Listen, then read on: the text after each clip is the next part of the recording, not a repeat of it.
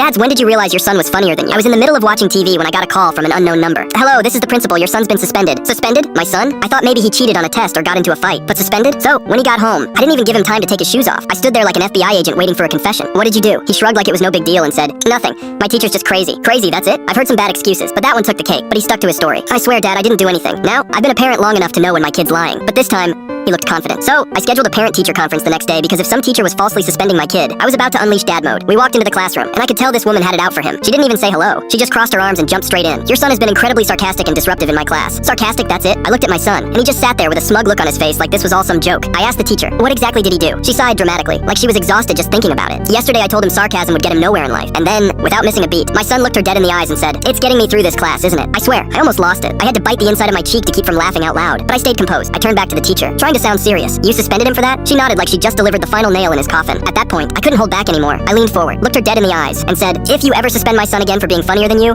I'll get you fired. Her face went from smug to pale in 5 seconds. Suddenly, the suspension wasn't a problem anymore. She started backtracking, mumbling something about reconsidering his punishment, but I was already grabbing my son's backpack. We walked out of that school like we'd just won a court case. And on the way home, I finally looked at him and said, you know, you might actually be funnier than me. He just grinned and said, really? Nope, you'll never be as funny as me.